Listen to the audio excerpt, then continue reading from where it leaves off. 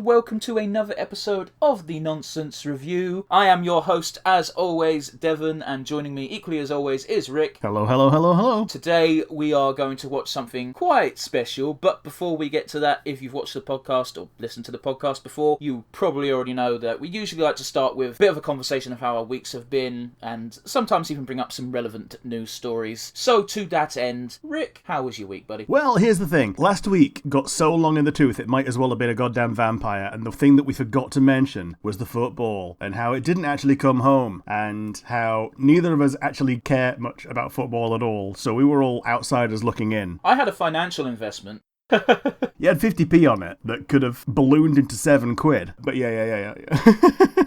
That's pretty much the long and the short of what football means to the pair of us. Like, I've seen people from other countries laugh at us, and I'm pretty much right there with them, because it's just people putting far too much stock in a bunch of overpaid men passing a ball in little triangles until someone wins, and most of the time no one does. I'm not quite as cynical when it comes to the sport, because I think football is quite an entertaining game to watch, especially if you're impartial. However, the England football fans specifically are a fucking embarrassment. The other thing that's interesting though this week, which is something I'm pretty sure you won't know about unless you've been doing a bit of Google through, specifically Google has a new minigame. It Challenger Island, and it's a really, really charming little 8-bit thing where if you go on Google's main page, there's a little play button you can press. You get a really nicely animated intro movie, and they've got that same style of movies for like a little mini cutscenes inside as well, and they're like little 8-bit sports mini games to coincide with the Tokyo Olympics. Oh yeah, that makes sense. A lot of the old online sort of meet and greet forum-based sites used to do stuff like that. So it's nice to see Google continuing the tradition, because I'm pretty sure Neopets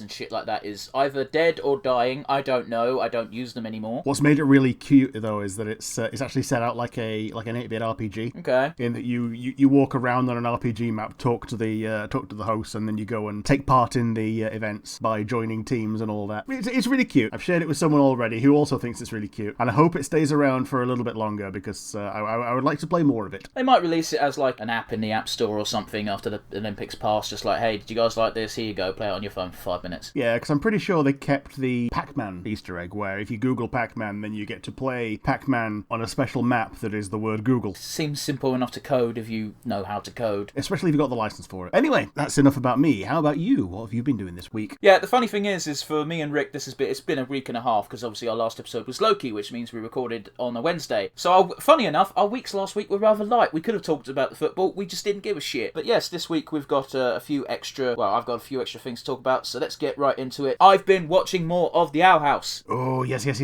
So I also need to watch some of this, so this might be something that if I catch up with you, then we might be able to gush about it. But I've kind of gotten to a point in the series where I need to catch up because this shit's getting good. Yeah.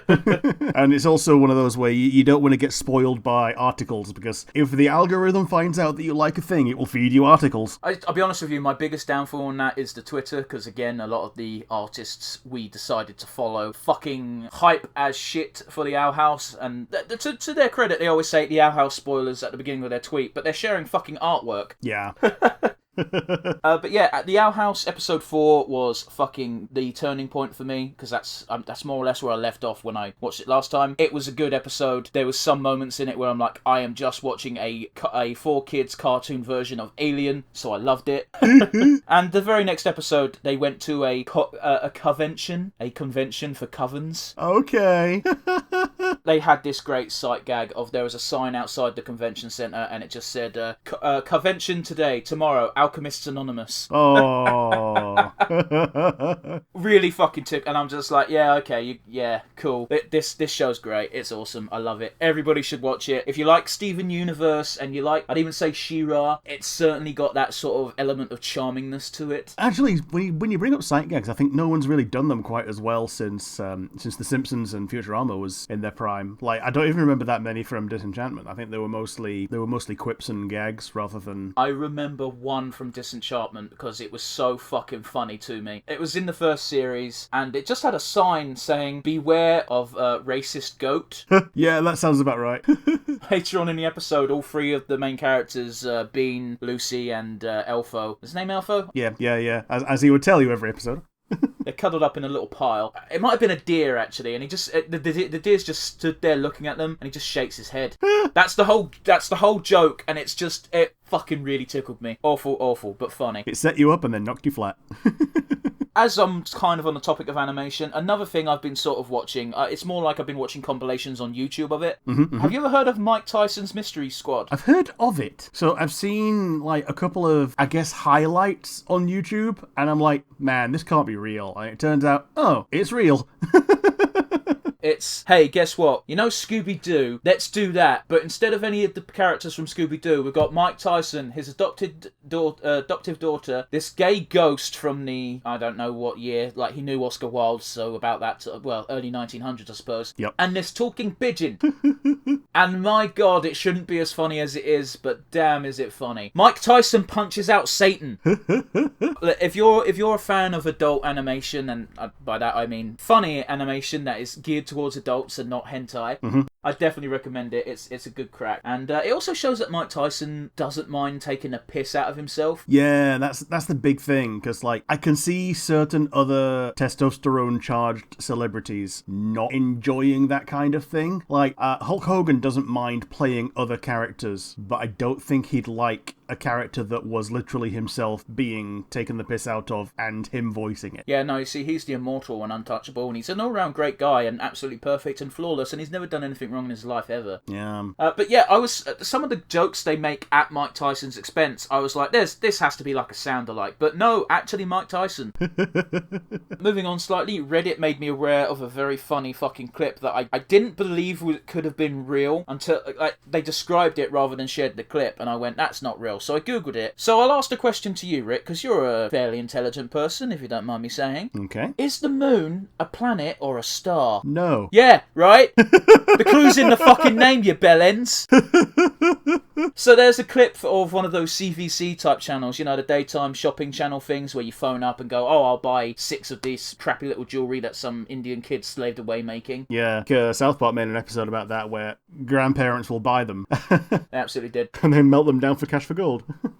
And so two of the guests were basically arguing over whether the moon was a planet or a star, and neither of them could agree, and they had to get their producer to Google it while they were still trying to flog these shit fucking dresses. And the producer said it's neither. It's a natural satellite, which is a very fancy way of saying it's a moon. Well, it's a planetoid. It's basically like if that was an asteroid out in the asteroid belt, no more about an eyelid, because like there are asteroids that are that big. I mean, shit. Just look at bloody size of Jupiter's moons. Yeah, absolutely. Like, how the fuck someone could think the moon was a star, I don't know. The educational system has failed you at some point, I guess. I guess it's not fair to bash these people too much, but, you know, it's pretty funny. The awful thing is that these are people who are in a position of trust. Oh, they're not. Even stupider people have put them on a pedestal and are turning to them for recommendations on what garbage to buy. It's people who are in their 80s who have remembered things and they've got nothing better to do because they don't know Netflix exists, so they need some garbage on in the background. And they may be also remembering when they were a kid and they had a sticker that was a star and a moon and the sun, and were thinking, these must all be interchangeable and commutative in some way. I think that's a bit of a stretch, but the video's amusing either way, because both people are quite adamant that they're correct, even though they are both very, very wrong. Moving on to I've got 3 news things I want to discuss, Rick. First and foremost, this might only be relevant to my interests, but Iron Maiden are releasing a new album. Ooh. I forget the exact title, but it's something like Setsuma or something or another, and they revealed the album art, and it's Eddie, and I can't believe they've never done this before. It's Eddie drawn to look like a samurai, and it looks fucking awesome. Awesome piece of art. I'll have to check it out. I'll show you a picture later, but yeah, I don't know if the songs will be any good, but it's Iron Maiden, and there's going to be at least one belter on there, even if you don't like the damn band. Mm-hmm. The next thing I want to talk about, you can actually input on, Rick, and you might even know more than I do. So, what do you think of the Steam Deck? I think it's a nice idea. There are a couple of things that I know for a fact won't work on it right now. They do seem to have promised a lot of stuff that a lot of people agree that's probably not going to stay in.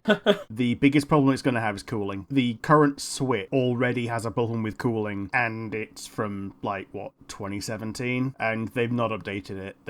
They've released a new version of it, which is no better. It's just got a better battery, and they're releasing the even newer version, which is no better. It's not even got a better battery, and that's got problems with cooling. This has got a Zen 2 Ryzen chip, which is the same architecture as the Xbox Series S. In fact, it's incredibly similar in terms of what it can do to the Xbox Series S, which is incredibly good for the form factor that they're aiming for. But it's gonna be an absolute toaster. It's gonna burn your hands off. The only people who are going to buy this are quite possibly rich parents or grandparents for the child, Babby, or alternatively, people who don't have laptops. Well, I can see a usage case for it. It's for when I want to go on holiday and do something. Let me stop you right there. We have Switches. We do, but also, if I wanted to do something that I would use on my laptop, and I know my laptop's too shit for it, then I can do that. I've got way more games on my Steam account that I've never played than I could ever afford to buy on the Switch.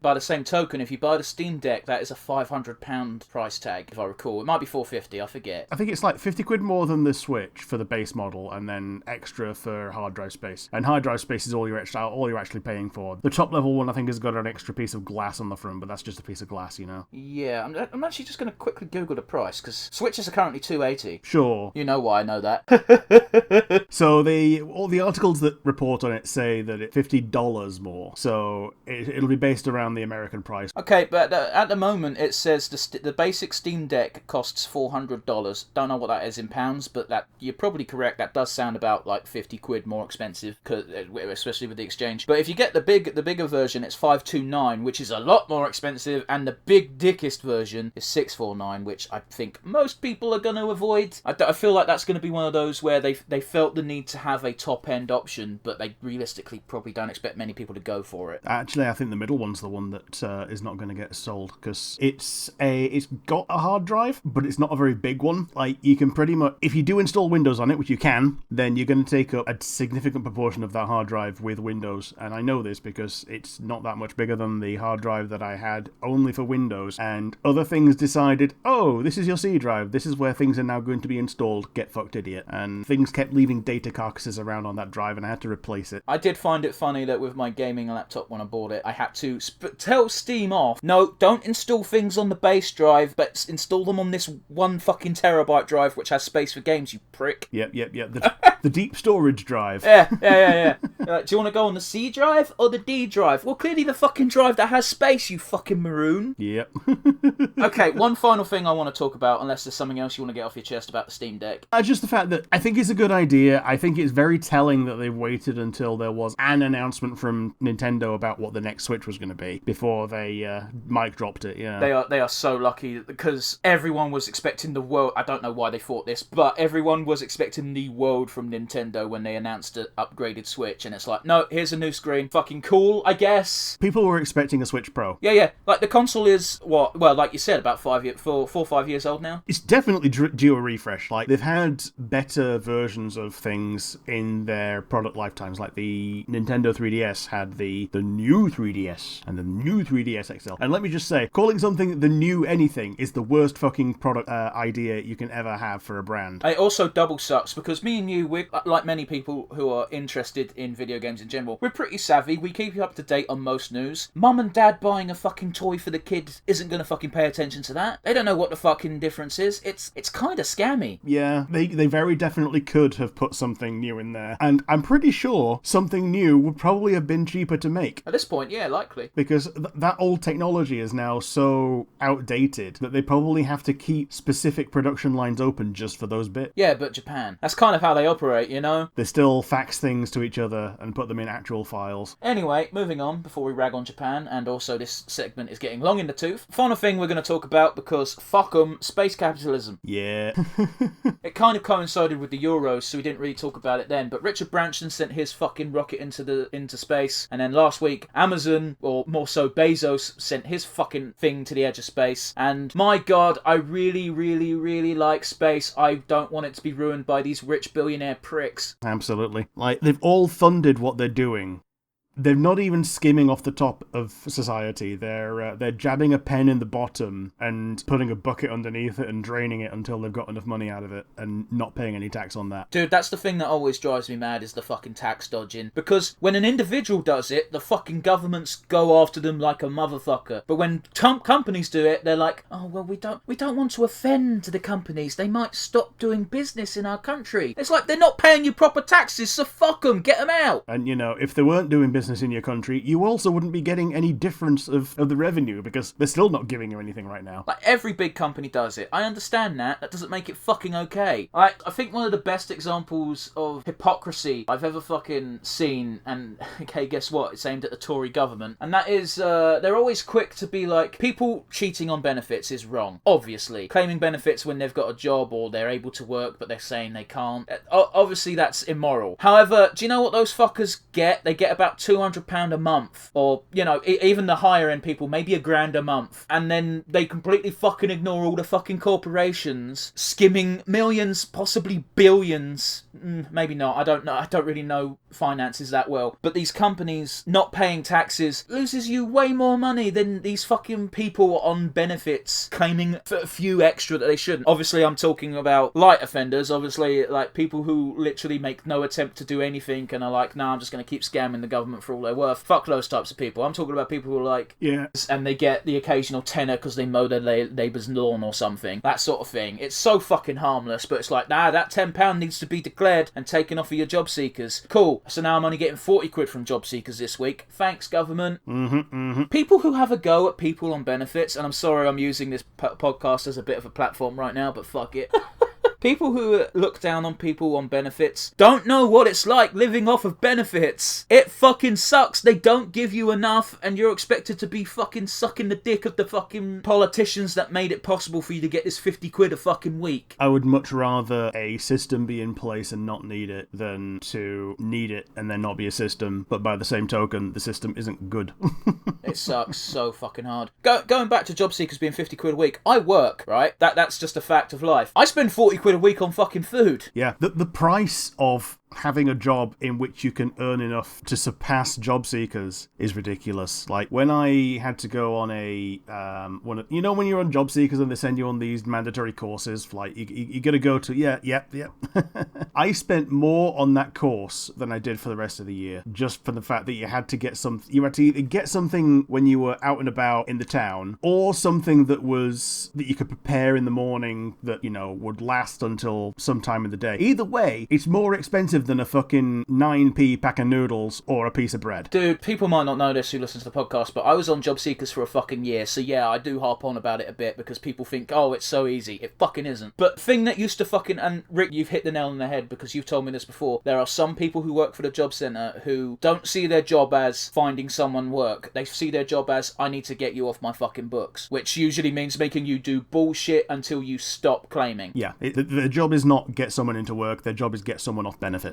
And yeah, what they'll do is they will set up hoops for you to jump through, and they will crack that whip, and they will record the number of times which you failed to jump through that hoop and use that against you in they'll essentially build a criminal court case against you. Here's the thing. I was lucky. I had a great fucking job seekers advisor. She really wanted to help me find a job. Mind you, this would have been my second job at the time. My first job was horrible, but thankfully they fire everyone in November. So everyone got let go in November. I went on job seekers and they were like, cool, we'll find you a job. On job seekers for a year. About 9 months into job seekers, when I went in to see my advisor, she said, because hey, if you're not familiar with the system, you have to go, or back when I was on it, which was like 6 years ago now, it was you have to go see your advisor once a week for a one-on-one meeting, and they have to make sure you're actually looking for work and this and blah blah blah blah blah. And she just sort of sighed and said, I've sent you on all of these courses, done every single one, and you've still not got a job, and I don't understand why not. And I'm just like, yeah. I kept my mouth shut because I don't rock the boat. I'm not that type of person usually. But all I could think was, yeah, because these things don't fucking work. They've been pitched as a thing to someone in power who doesn't know what the universe is because they've never had a day without the silver spoon in their life. Yeah, whether it be in their mouth or up their arse. Yeah. Anyway, I think we've griped about our government for a bit longer. Yeah, we've griped about the silver spoon. So, Rick, on to a much more cheerful discussion. What the fuck are we doing today? We are watching something brand new. It's the Masters of the Universe Revelation, the new He-Man cartoon that's emphatically not called the He-Man He-Man cartoon. It just features He-Man as, poster boy because it's fucking He-Man. It's very odd, isn't it? Because I've read loads of articles about this leading up to it, because I've actually been quite looking forward to it. And Kevin Smith has straight up said that this is following on from the 1980s cartoon from where it left off. However, it's also going to be accessible enough for people who have never even watched He-Man to get into it straight away. So, don't know how it can do both, so I'm kind of interested to see how that's going to play. Yeah. So I've seen the description for episode 1, and, well, let's just say that there's an interesting thing that's about to happen. Before we do start, there is one final thing I want to say, and that is, I've actually looked at the descriptions of all of the episodes, because there's only 5 of them, and a lot of them don't mention the word He-Man. Yeah, fair enough. And I'm hoping the reason for that is they're going to treat He-Man like Superman, and that is, if he turns up, all the problems get solved. Yeah. Anyway, do you want to count us down so we can get on to the reaction? Sure. So, Season 1, Episode 1, The Power of Grayskull. 3, 2, 1, and go. As a first episode title, that's pretty strong. It is, yeah. I've also looked at the voice cast for this, and it's a fucking strong cast. Yeah, so we know that Mark Hamill is Skeletor. Yes, we've also got Davos, or Liam Cunningham, as Man-at-Arms. Okay. And we've got Lena Headey as Eviltra. Either way, Okay. she played Cersei in Game of Thrones. Okay. So yeah, I'm enjoying this fucking retro art style they're using for the intro. Yeah, it's really good. It's like what do they call it? Heavy metal? Yeah. Man, someone said to me at one point, "Can you blame Skeletor for wanting to take Castle Grayskull? It looks like his face. Of course he wants it." I do like that. It looks like his face. Look at that fucking shitty looking B-dude. Look at these action figures. It looked like Dr. Bees.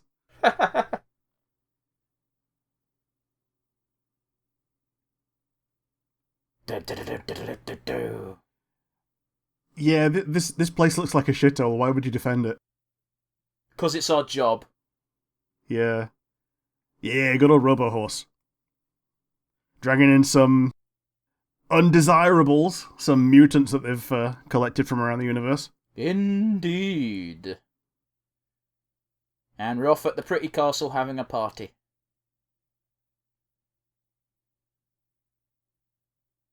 Probably the dogs. Oh, there you go. That's the joke.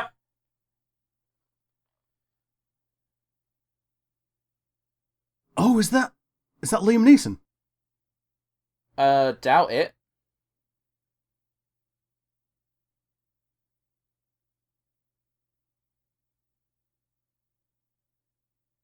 It sounds like how he talked in. Well, that was Man-at-Arms, wasn't it? Yeah. Yep, he's played by Liam Cunningham. Oh, Liam Cunningham. Okay. So he's one of those guys who's he's got. I forget. He's either he's Celtic. Let's put it that way. Yeah. So Man-at-Arms is now Teela, and it's passed on from father to daughter. Yep, absolutely. Yeah, that was the thing that I was alluding to with the episode title, but they've jumped straight into it. They're knighting Teela as the new Man-at-Arms. I wasn't expecting that to be He-Man, if I'm honest. It looked like him from his face shape, but isn't he a bit too important for this kind of job? Yeah, I was also expecting it to just be Prince Adam at this point, rather than him being He-Man as He-Man. Oh, I don't know, man. His leg muscles were thick. Yeah, fair enough. And on display. Yeah. And she looks old and tired.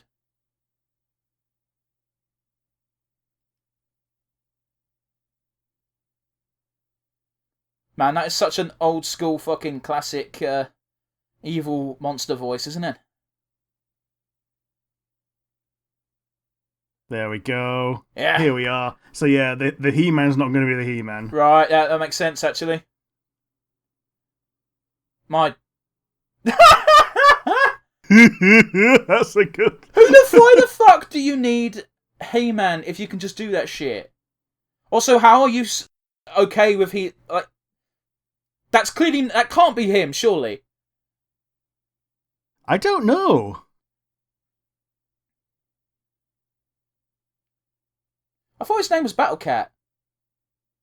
I think it is, but I think the little shitty gimpy Yoda's just calling him Cringer as a. Man, this creature's a lot less disgusting looking in this art style. It is good with the nice little bit of cuteness going on. Yeah, I'd hug it. Mm-hmm. Oh, Oh, yes, that's never good. No. That's a shit. Well, I suppose it was just a bubble. So.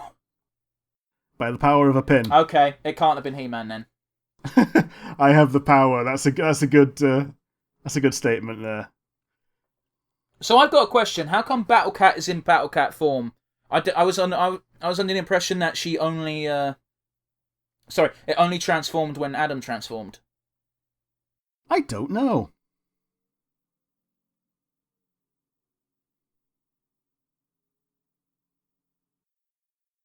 Boy, I hope there's not a lot of romantic crap in this. I think they're pretty much signed off to each other at this point anyway.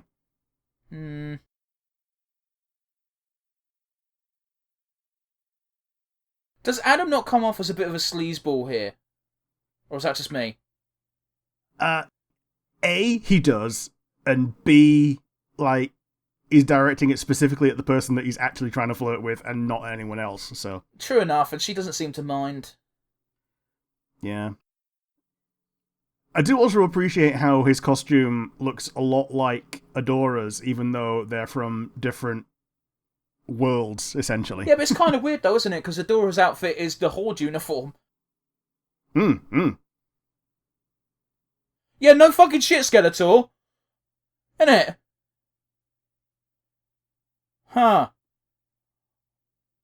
When did we get the T-100? Jesus Christ. That is quite a disgusting sight. But also quite a cool power to have. It's just a robot. Yeah, but one that can pick all of its bits up with tentacles. Oh, there we go.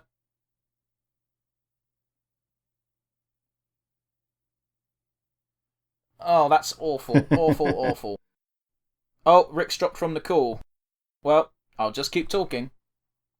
Yeah, I also heard the issues going on. Yeah, it was you this time.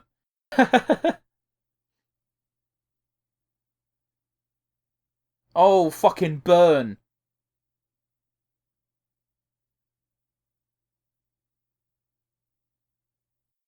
It's so annoying because all I'm hearing is Joker.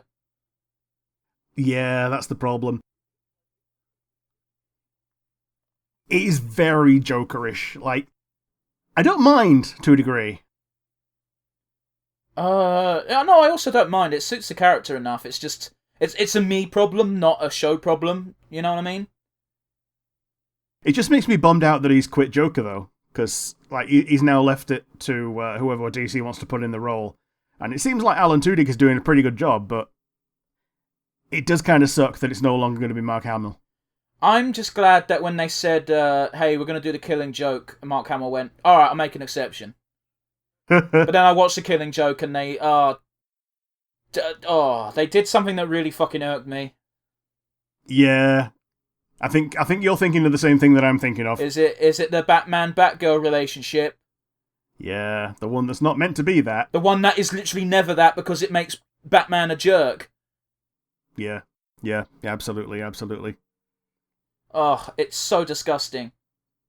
It's just like, we need to... It feels like the guys who decided to do the translation were like, we need to give Batman a more personal reason to hate the fact that Joker sexually assaults Barbara. And it's like, well, no, the Joker sexually assaulted Barbara. There doesn't have to be a special reason. Batman is a good person.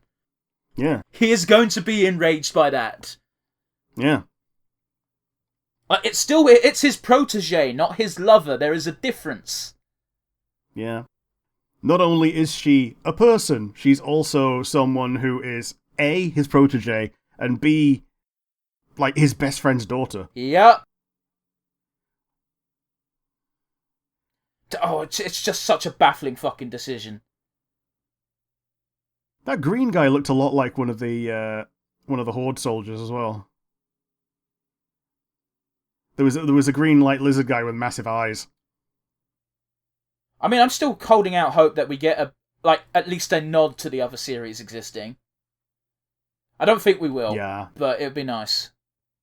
It's one of those. I think we did a shallow dive because we can't do too deep a dive without getting all the spoilers.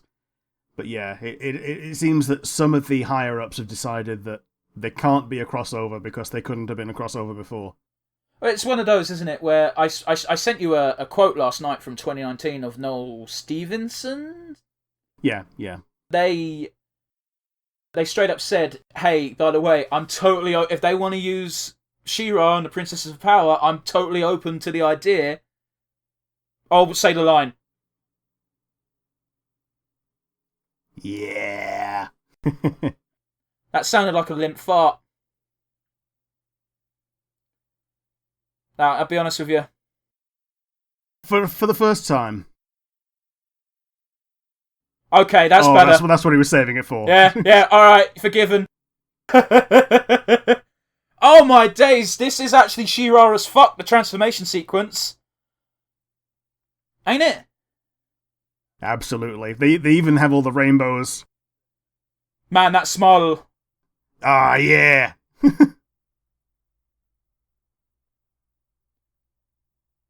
Oh, okay. I swear in the original, when Battle Cat was untransformed, he was just a regular fucking looking cat, not green and yellow. But I guess I misremembered that fact. How fucking cool is that? Pretty fucking sweet.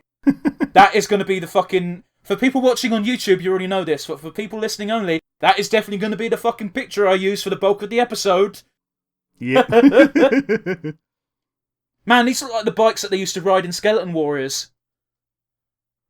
Well, I wonder where they got that idea from. I mean, Kevin Smith... Kevin Smith?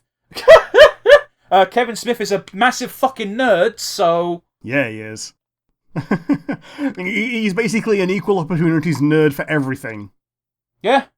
Oh, by the way, speaking of him being an equal opportunities nerd, his buddy who plays Jay voices someone in this. I forget who, but... Oh, that's cute. So it's nice that he got his buddy a job. Although I think it was playing some dude called Stinkor or something. Yeah. Man, as far as action sequences go, this has been a pretty good one. Yo, I remember that dude! Yeah, it's that guy. What is he? He's just called Beastman or some shit, isn't he? Yeah. So, also, if he hadn't have caught it, then that just wouldn't have hit the ground in the right place anyway. So Don't worry about it. It's like Star Wars lightsaber duels. yeah, they're aiming for where the lightsaber's going to be, not for where the person's going to be. Yep.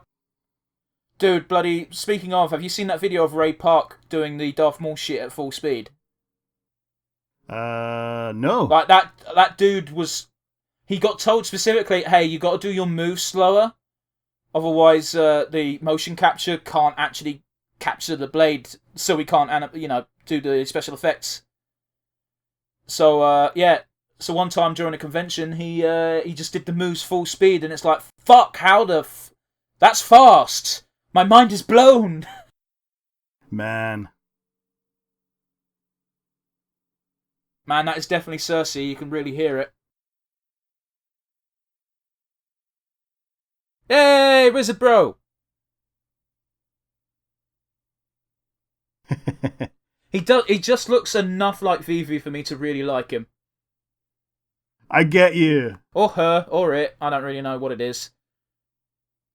I assume it's a he. It was a bloke, wasn't it? It sounded like it, but you can never quite tell. I'll settle for calling it.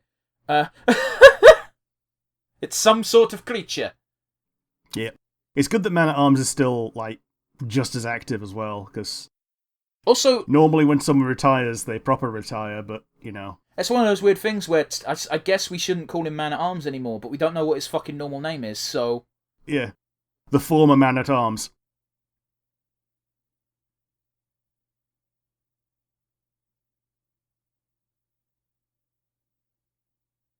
Man, that's a really cool looking staff, though, ain't it? Yeah, the goat head on a stick. Yeah.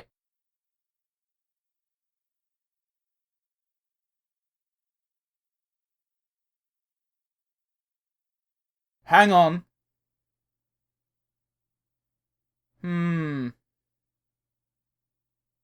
Oh, do you see that little keyhole on the back where it's clearly that's where the sword goes? Yeah. Like, if they share seeing as they share the same source material, it does look enough like the magical technology. Fuck, that's a cool looking flaming skull. Yeah. The Heart of Etheria and all that, yeah. Yeah, but yeah, the technology looks suitably similar. Yeah. Yeah. Well, like you say, it is from the same source material, so Yeah, exactly. all it takes is for someone to, yeah. That's a weird sentence, ain't it? I know, right? How can people say the name Skeletor with a straight face? We say as we look at He-Man. Like, you gotta lean into the bullshit. That's the whole thing. Yeah. Dude, I'm mildly disappointed that a lot of the fighting from the trailer is in the first episode. Kind of, yeah, because, like, normally when you... Well, actually, I'm also kind of not that disappointed because it means that anything that we get in the future is going to be something we've not seen in a trailer already. Oh! I like that visual. It was pretty decent. Puts his fist in a portal and then a big one comes out and now he's broke it. I love how facially expressive Skeletor can be without any skin. Yeah. It's actually quite incredible, and a credit to the animators, really.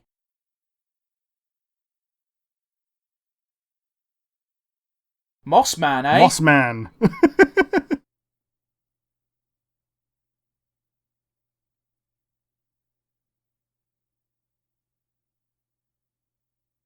Why didn't you come out sooner? Innit? Oh, right, Skeletor can do fire. Yeah. We've seen him do fire. I can't believe He-Man's just stood there for like a minute, just staring and like, oh no, I can't believe this is happening. Oh no, Moss Man, our most treasured master of the universe.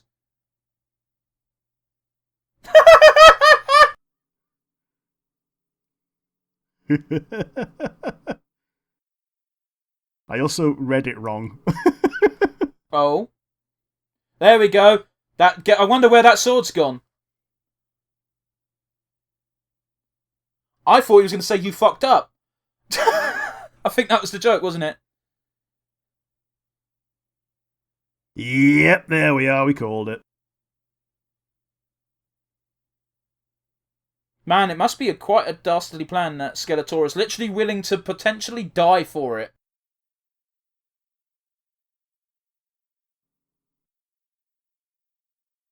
That's the thing, like, I think in one of the cartoons they showed him with a head before he lost all the skin off it. Maybe. And the reason why he's still got muscles and everything is that it's just his head that's lost its skin, and he's not an actual... Are you fucking serious? I didn't see this coming, if I'm honest. I also didn't see that coming.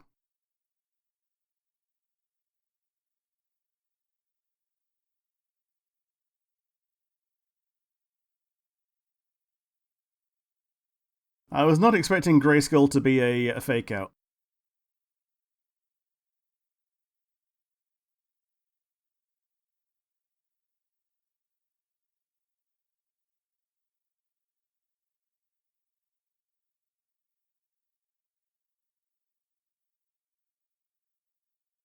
I don't really know where this is going, to be honest, and I'm not quite sure how to feel about it.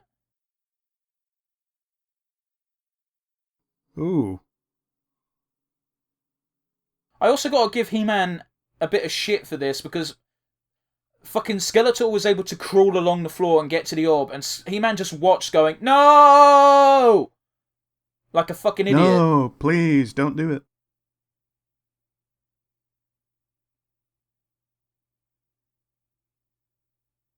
That's a fucking stupid plan, Adam. Oh, is this where she finds out that he is He-Man and he can become He-Man? Okay, so is this why He-Man's not in the description for any episode? Because they're literally going to kill him off in the first episode? Maybe so. Hey, guess what? I'll watch the other 4 episodes, but I'll be fucking doing it under protest. Unless the next 4 episodes are a quest to try and bring He-Man back. Yeah?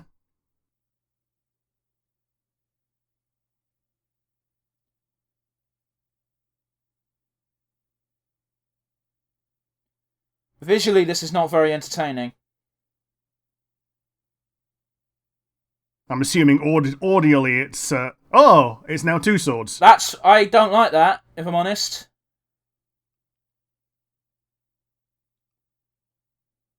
Oh, it means 2 of the masters can have one.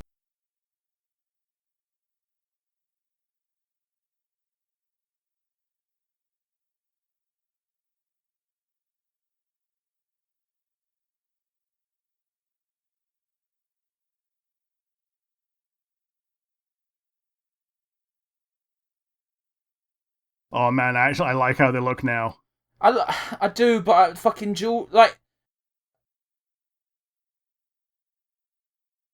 Oh, okay, so one of them's dark, which is why... So Skeletor's going to get the dark one. I know I'm keeping very quiet, but I don't like what I'm watching. I'm just reveling in the emotion part.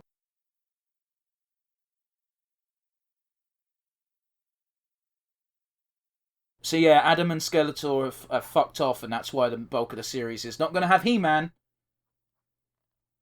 And it's probably going to involve these 2 fighting a lot. Yeah. Man, it's weird seeing the evil character have emotion that isn't just rage and anger. I like when you have villains who are legitimately friends and related to each other and, you know... Yeah, it's usually reserved for the good guys. Yeah. So that's why I like it when it's done for villains as well.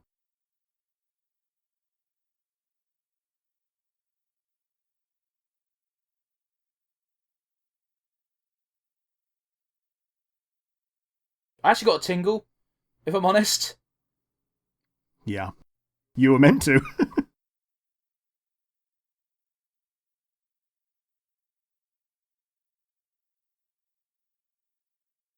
Yeah, I assume that his deal is he's meant to be like grandstanding.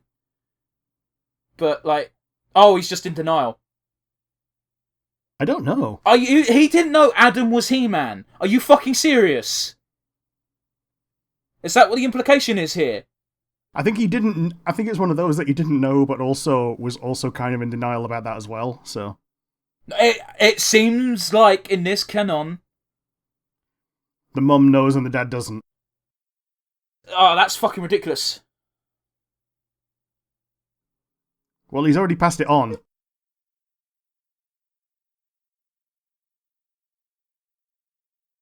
Bit of an overreaction.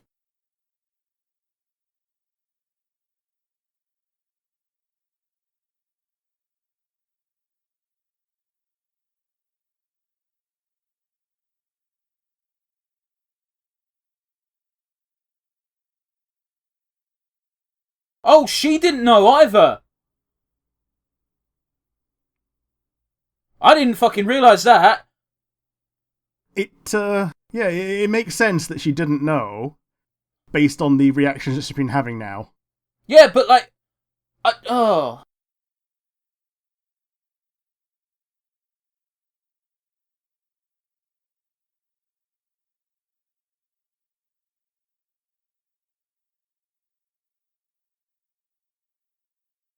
There's ever going to be motivation enough to quit.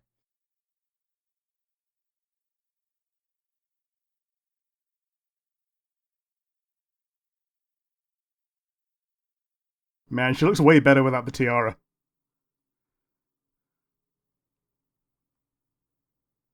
By the power of friendship!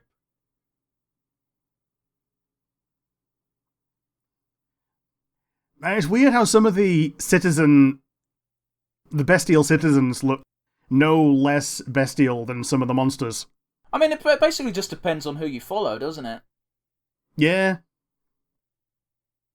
I'm going to watch the credits so that I can accurately edit this now. Oh, Sarah Michelle Gellar was Teela.